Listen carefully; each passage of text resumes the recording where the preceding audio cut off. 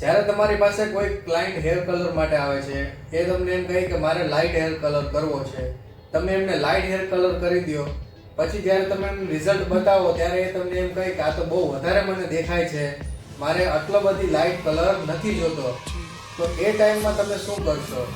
એમના માટે લાઇટ મતલબ કે થોડો મીડિયમ કલર હતો, એમના માટે લાઇટ એટલે બહુ વધારે દેખાય નહીં એવો કલર હતો, કે એમના માટે લાઇટ એટલે બહુ વધારે દેખાય એવો કલર હતો?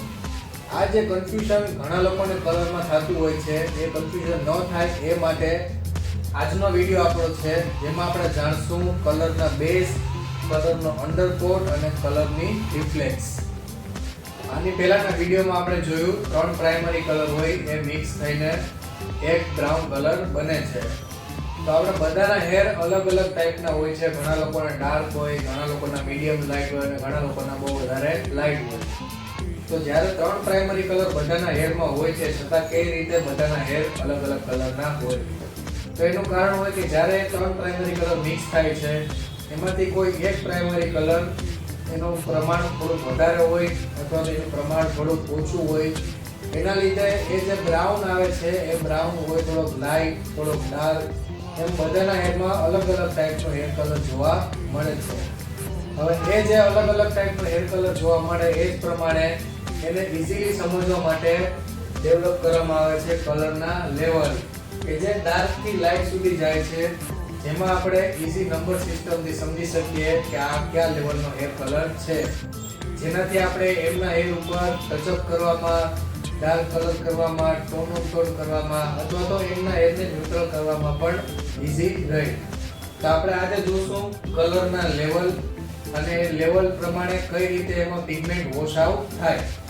તો પહેલા નંબરે આવે છે બ્લેક, બીજા નંબરે આવે છે ડાર્કેસ્ટ બ્રાઉન, ત્રીજા નંબરે આવે છે ડાર્ક બ્રાઉન, ચોથા નંબરે આવે છે બ્રાઉન, પાંચમા નંબરે આવે છે લાઇટ બ્રાઉન, છઠ્ઠા નંબરે આવે છે ડાર્ક બ્લોન્ડ, સાતમા નંબરે આવે છે બ્લોન્ડ, આઠમા નંબરે લાઇટ બ્લોન્ડ, નવમા નંબરે લાઇટ વેરી લાઇટ બ્લોન્ડ અને 10મા નંબરે વેરી વેરી લાઇટ બ્લોન્ડ.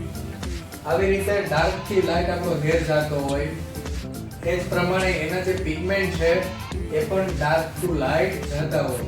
તો જ્યારે 1 નંબરનો જે હેર કલર છે બ્લેક, એમાં જે હેરના પિગમેન્ટ છે એ સૌથી વધારે હશે અને એમાં પણ બ્લુ અને રેડ પિગમેન્ટનું પ્રમાણ સૌથી વધારે હશે, જેના લીધે એ જે હેરનો કલર છે એ એકદમ આપણે ડાર્ક જોવા મળે છે.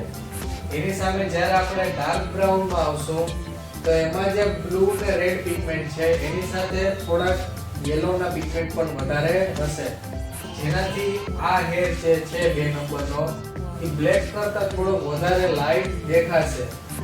એવી જ રીતે ડાર્ક બ્રાઉનમાં યેલો પિગમેન્ટ પણ થોડાક વધશે, પ્લસ જે બ્લુ અને રેડ પિગમેન્ટ છે એનું પ્રમાણ થોડું ઘટશે.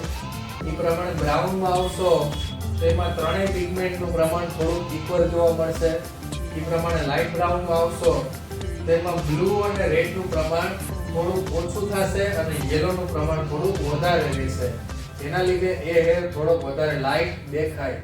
એ પ્રમાણે ડાર્ક બ્લોન્ડમાં બ્લુ અને રેડનું પ્રમાણ ઘટતું જશે અને યેલોનું પ્રમાણ વધતું જશે. એવી જ રીતે જ્યારે આપણે વેરી વેરી લાઇટ બ્લોન્ડે પહોંચશું ત્યારે બ્લુ અને રેડ પિગમેન્ટ સાવ રહેશે નહીં, ત્યારે રહેશે ઓન્લી યેલો પિગમેન્ટ અથવા તો એકદમ પેલેસ્ટ યેલો પિગમેન્ટ, જેના લીધે એ હેર નેચરલી વધારે લાઇટ થઈ જાય. આ હતા નેચરલ બેઝ અને નેચરલ બેઝના કલરના લેવલ. આગળના વિડીયોમાં આપણે સમજશું અંડરકોટ શું હોય, રિફ્લેક્શન શું હોય અને આગળ કલરનું ઘણું નોલેજ આપણે એમાં શીખશું. આવી જ રીતના વિડીયોઝ જોવા માટે અમારી YouTube ચેનલને સબસ્ક્રાઇબ કરો અને Instagram ઉપર ફોલો કરો.